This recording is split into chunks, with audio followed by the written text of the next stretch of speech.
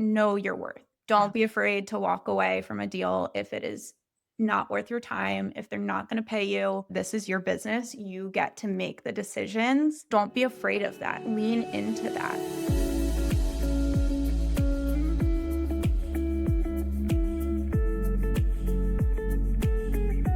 Hello, welcome back to the Pay to Travel podcast. I am here today with Ashleigh, who is one of my past UGC Accelerator students, and she was kind of in like the first round of the program, right? Yeah. When did you start? It was August? I think I finished October. So Yes. started August. Yeah. Okay, love that. Because I had done like a beta round before your group with my friends, and Mhm. like that was kind of the first round of the program. And then you we're kind of in that first like official group of the program, which like has such a special place in my heart. Yeah. And today I just wanted to chat with her kind of about her journey with UGC, her experience, because I think she just has like a very real story of starting UGC and kind of her experience with it. And I wanted you guys to get a good glimpse into what it looks like from someone who started like, I don't know, what is that, 8, 9 months ago now? Yeah. And just what that journey looks like from literally a real person. So, Ashley, welcome to the podcast. Thank you. So excited to be here and chat today. Yay. Okay, so first quick question, I guess. So you started technically in August with the program. Do you know what month you started pitching? I think it was the end of October, like middle to end of October, I started pitching. Okay, so it's been about 9 months since Yeah. you started pitching. Okay, great. Tell me a little bit about kind of what those first few months were like of like starting UGC. Like, just kind of tell me about your general experience. Yeah, so it was super fun, super exciting. There's like a massive thrill, I think, to getting those first brand responses, even if it's a no, or even if it's, I mean, any no is just a not right now, right? So it's all about perspective. But there's such a thrill when you're first starting out to getting any sort of response from a Mhm. brand. So it was a ton of fun. It was super exciting. It was definitely work, like, I'm not gonna deny it or beat around the bush. It takes some commitment, but it was a lot of fun to get started, to kind of have this list of dream brands that I would love to work with and just start to reach out to them and realize that I can do this. And as soon as I started getting a few of those initial yes responses, it just really fueled the fire under me and made me realize that this was super sustainable and this was something that I really could do. Yeah, that's one of my favorite things. Like in the UGC Accelerator, we have a wins chat and just seeing everybody post, like, oh my God, I got my first deal or I got my first response. It's like that first moment of like, oh my God, like this is real. I can do this. Mhm. Yeah. Feels so good. And tell me a little bit about your life when you were in the program. So, were you doing full time van life at the time? Yeah, I was doing full-time van life. My boyfriend and I converted a van over the course of about 11 months. We were living in the van full-time, traveling the US while I started the program. And I also still work a 9 to 5 corporate job. So I was working that. And then I also own my own other business on the side too. So really juggling a lot of things on top of the accelerator program. And the program was so important and helpful for me in actually committing to doing this because I had thought about UGC for a while. I'd been following Maddie for a long time and always was like, oh, this looks fun. I could do this. And I have a background in marketing and sales. So I felt like it was a great fit for me. But it was just month after month of me saying, oh, I could do this until I actually signed up for the program. And then I made time to do it and I took it seriously. Yeah. No, that's so real. And I always tell people that I'm like, you can buy as many like $50 PDFs as you want to like convince yourself that you're going to start UGC, but it's so hard Yeah, to do it on your own without community, without support, without someone who can answer your questions for you and like make sure you're on the right track and just like having weekly homework and weekly calls. Like, I don't know. That's why I started the accelerator because I was like, when you're getting started, it is so easy to fall off or just never even start. And so totally. having the community is like literally so helpful. Yeah. The community and the accountability were huge for Mhm. me. I would not be where I am today if I hadn't done that. And so you're not doing full-time van life anymore. When did you kind of stop doing that? So we transitioned out of full-time van life back at the beginning of March, and Okay. we are now renting a house out in Seattle. So we still have the van, still take it out on weekends or like for a month at a time if we want, but have a little home base now. I love that. Yeah, we're like, same, same. Because Yeah. now Totally. I live in an apartment. I used to do full-time van life, and, like, when I started UGC, I was doing full-time van life, and now I also still have my van and take it on weekend trips, but having a home base is so nice. Agreed. Anyone who, like, travels full time, like, you get it. It's great, and it's also chaotic and exhausting, and sometimes you're just like, "Wow, it would be nice to have an apartment, wouldn't And it?" again, not have to think about 22 logistics every single Yeah, day just to live. right. It's it's crazy. Um, what was that like, balancing van life and UGC?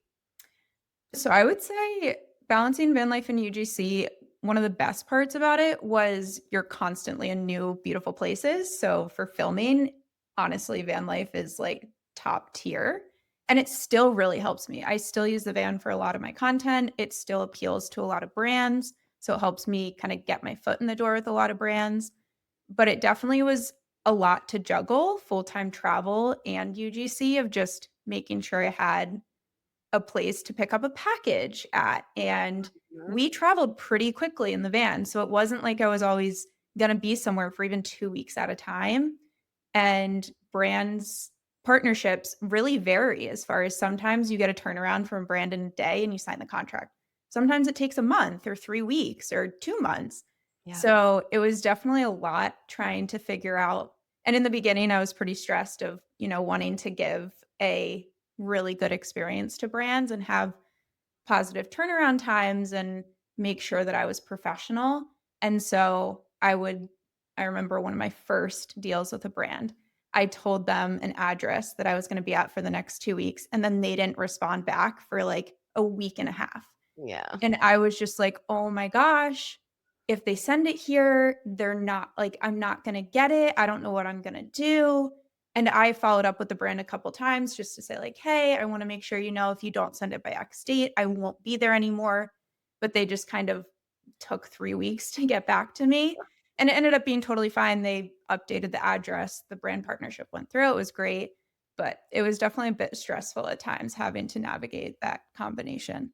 Yeah. So how did you typically go about having brands send packages to you? Were you doing general delivery? Were you shipping them to friends' houses? Like, how did you actually get packages on the road? Yeah, I did a combination. So depending upon where we were, I preferred to send it to friends or family if it was possible because it's just easier, obviously.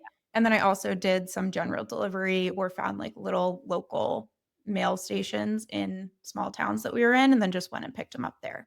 Yeah. For anyone who's listening and doesn't really know what general delivery is, basically you can send it to like a post office or a FedEx or something like that that's in the town that you're in, and they'll basically just send it to that location, and then you can go and pick it up at that store. And I've done that a few times as well when I'm traveling or in the van, just because there's not always family and friends around where you are. But most brands are typically like cool with doing general delivery. It's just kind of explaining to them the situation. Yeah. Yeah. And it's a great service. It's super helpful when you're on the Yeah, road, but it's not as easy as just texting your friend or family member and saying, "Hey, has the package been delivered yet?" So, yeah. right. Do you have like a favorite UGC project or video or client that you've worked with so far? I have a couple. So one would be I have a couple of retainer clients. So obviously that in and of itself makes it a Love. favorite. Consistent income, the partnership, getting to know the brand is amazing. So I have one retainer client, which is RV Share. And so I work with them. I actually have a contract for the full year with them, Amazing. leveraging a lot of the content I've taken while traveling in the van full time and throughout the US to really just create videos on different travel destinations that people may want to go to Mm. when renting an RV. Yeah, so I love, love, love that one because it's so core to who I am and what my passions are, and I love being able to promote people seeing all these incredible destinations Yeah. and traveling in a camper van or RV, whatever suits them.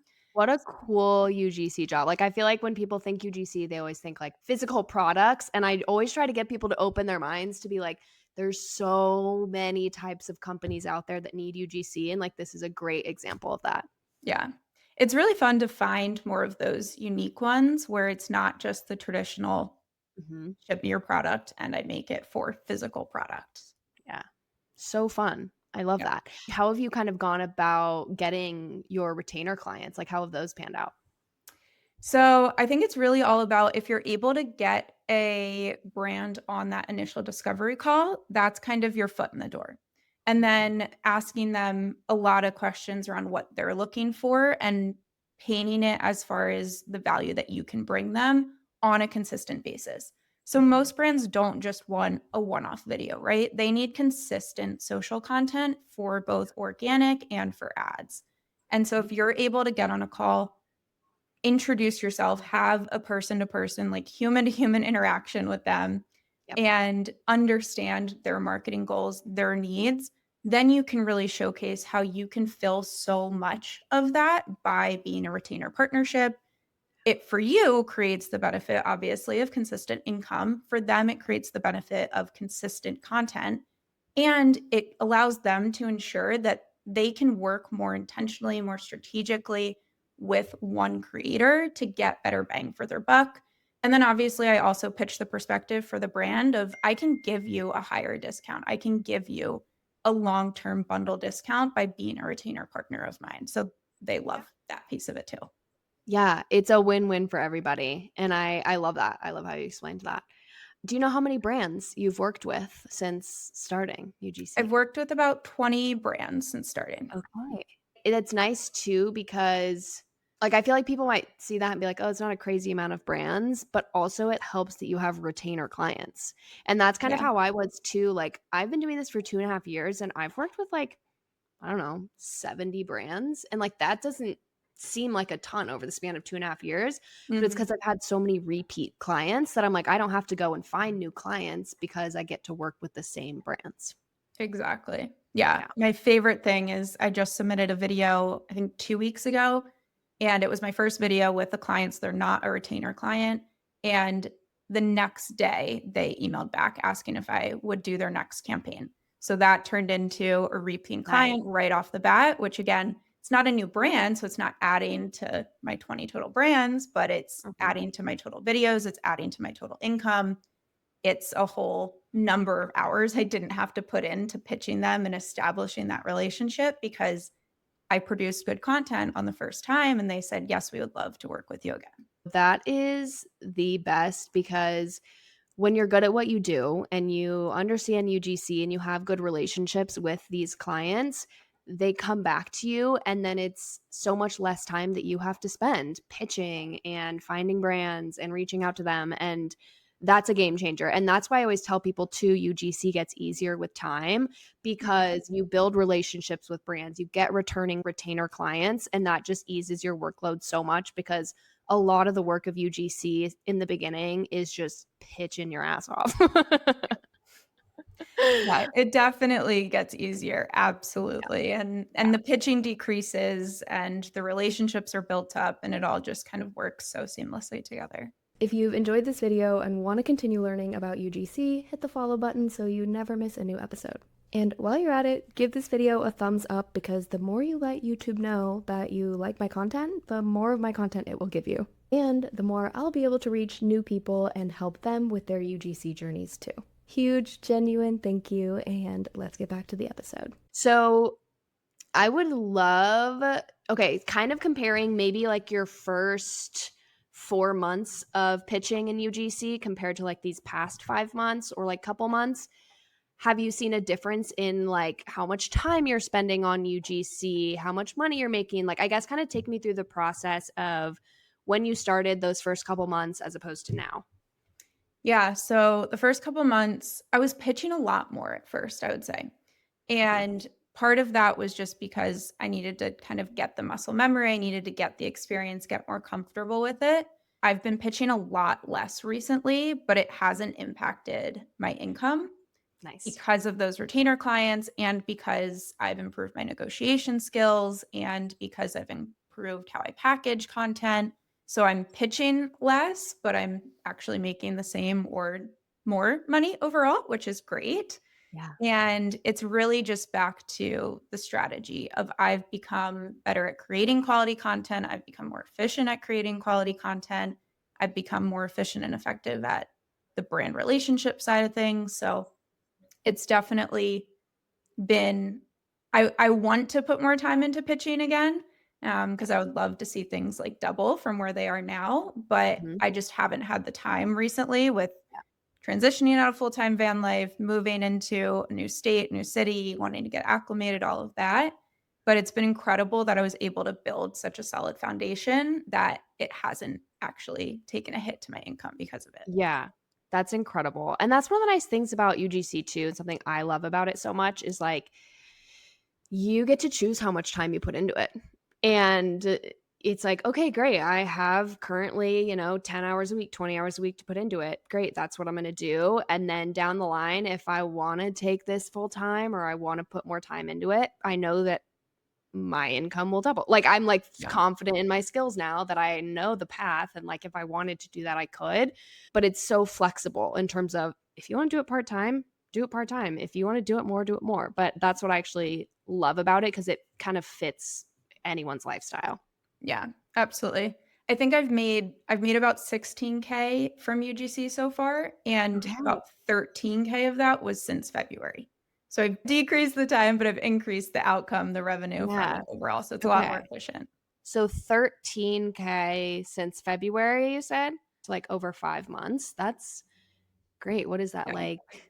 Almost 3K? 2.6K a month roughly. Yeah. Yeah. That's great. And how much time would you say you're, like, putting into UGC each week to get that income? Probably like 10 to 15-ish hours depending upon the week. I mean, some weeks are 5 hours, some are 15, so probably an Mhm. average of about 10. That's amazing. I Yeah. love that. No, that it just, like, goes to show, A, it gets easier and better with time, and B, like, you can literally do it part-time and be making, like, 3K a month. Like, Yeah, that's it's pretty amazing. sweet. That's so cool. And to your point, like, if you doubled that, if you were doing, 20 hours a week, you could be making 5, 6, 7K a month. Like, that's Yeah. so cool.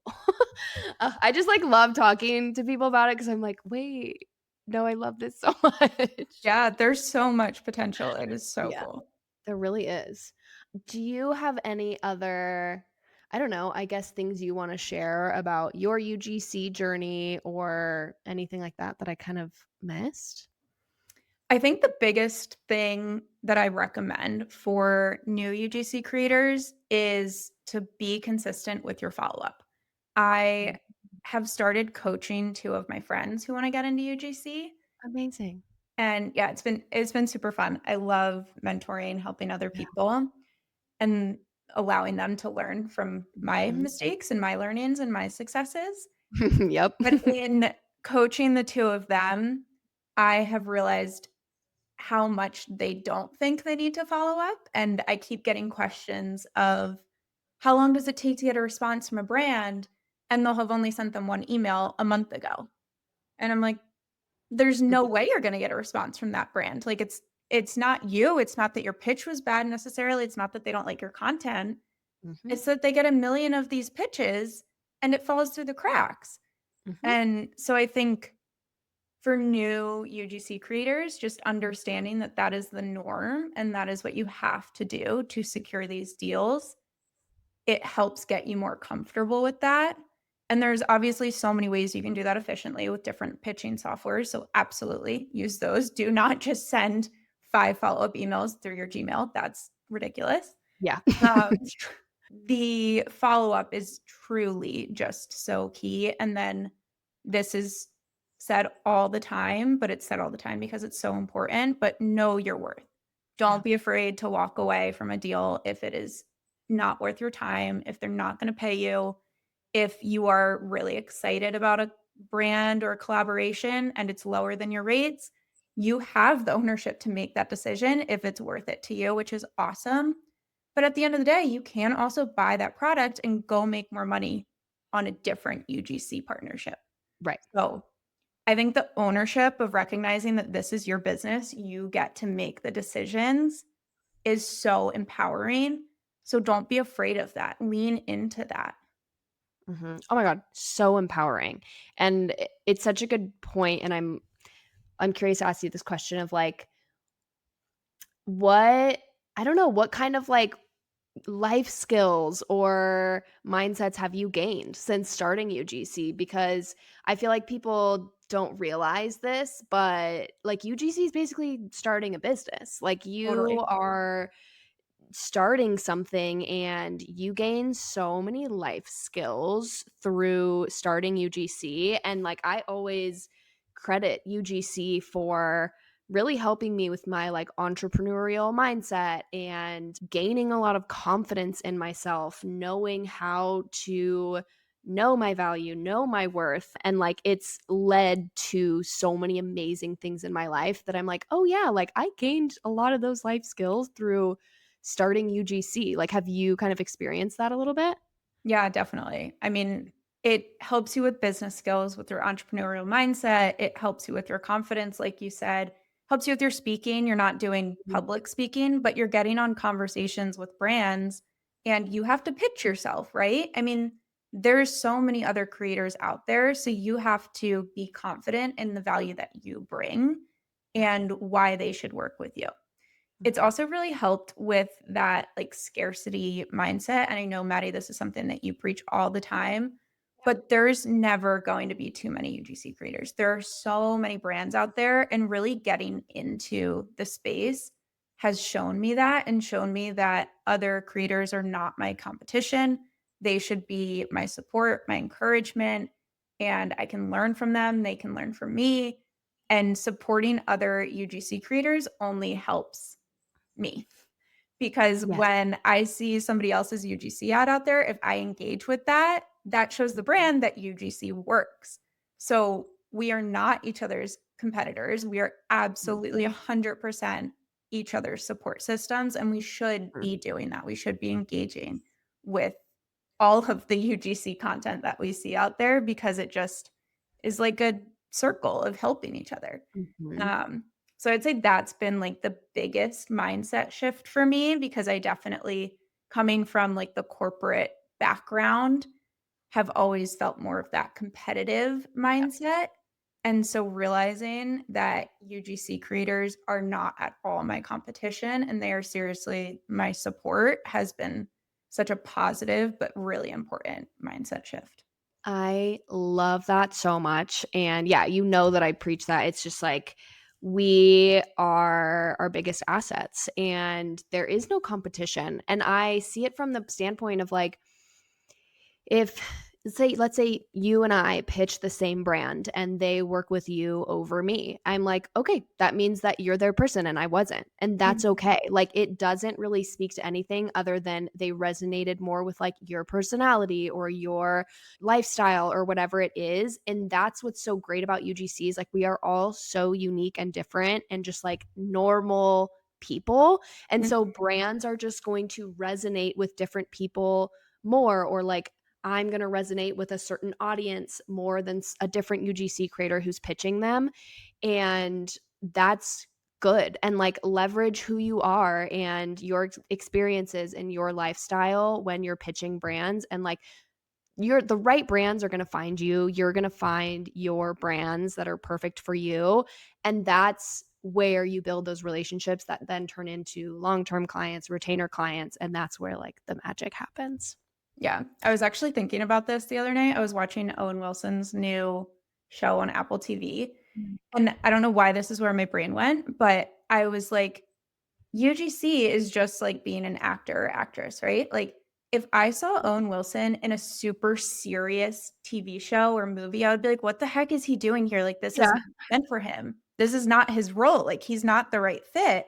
And it's the same thing with UGC. Like, Yeah. I'm going to work with specific brands because they fit me and my content style and my lifestyle really well. But then there are other creators who wouldn't work as well with those. And I'm not the beauty industry specialist when it comes to UGC creators. that's not for me, and that's okay.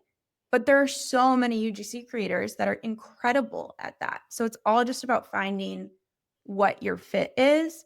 And that doesn't mean you have to niche down and only work with one or two niches. It's more about the style of your content and how you portray yourself in the content. 100%. Yeah, I totally agree. Do you have like friends still from the program that you keep in touch with who are still doing UGC? Yeah, I have a few that I will like kind of chat with on Instagram every once in a while. And like when I run into it, I'm not sure how to respond to something, or if I see their ad or um, anything from them, I make sure to engage a little extra. I love that. But it's been really helpful to still be able to keep in touch with some of them and just know that they're in a similar spot in the journey as me Yeah. to run things by them. Yeah. I love that. Okay, if someone is thinking about starting UGC, what would you say to them? Like, do you have a piece of advice or encouragement that you would tell them? So for me personally, the Maddie's UGC Accelerator program is the reason I actually finally committed to doing UGC. So I would say that is 100% worth it to give yourself that community and that accountability. Especially if you're the type of person who's been wanting to do this for a while or just like playing around with the idea in your head, join the accelerator program. It will actually hold you accountable and it will give you answers to everything you've been curious about. I Yeah. would also say just start like following other UGC creators on Instagram. So I have an Instagram account where I post examples and share like a little bit more behind the scenes. So find other UGC creators and follow them to start to see more examples and learn from them. And then also just pay attention to your social media feeds. There are UGC ads all over. So start Everywhere. watching them, understanding what a good ad actually looks like and think about, why did I stop to watch this video versus the other one? Or why didn't I stop to watch that video that I just scrolled right by? And start thinking about it more from an analytical perspective. I love that. If you're listening to this, I will drop below in the show notes a link to a folder that I have like 60 plus UGC ads that I have loved, and I've saved them into that folder. So if you're like, I want to watch some UGC ads and kind of get a better grasp on good content, I will link that below for you to look at. And then I will also link below, Ashleigh, if you're cool with it, your portfolio so people Yeah. can kind of see your work. And then where can people find you? Is Instagram the best place? Yeah, Instagram is great. You can find me on Instagram at A to Z UGC. So that's ATOZ UGC. And then if you want to follow my van life account, you can find me there on Instagram as well at A to Z van life. Amazing. And I will link those below as well if you're listening and want to follow her there. Ashleigh, thank you so much for being on the podcast. And this was like a great conversation. And I feel like such a good, just like realistic overview of someone who just got into UGC and gave it a go and kind of went all in and is not necessarily doing UGC full time, but is making like a significant income doing it part time, which is just so cool. So, so proud of you for sticking with it because I know those first few months are hard. So, good job. And just amazing to see kind of the success that you're having now. And Ashleigh and I keep up on Instagram, so I'll be excited to kind of see how things go over the rest of this year. But thank you so much for being on the podcast, Ashleigh. Yeah, thank you, Maddie, for everything along the way and for having me. It was a pleasure to chat. Amazing. Thanks for tuning in, you guys, and I will see you on the next episode.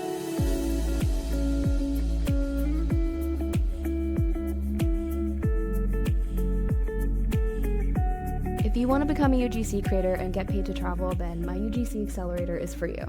Fast track your UGC career with over 40 video trainings, live weekly Q&A calls, and direct access to me as your UGC coach. You'll get personalized feedback, accountability, and a proven 3-month roadmap to start getting paid UGC deals.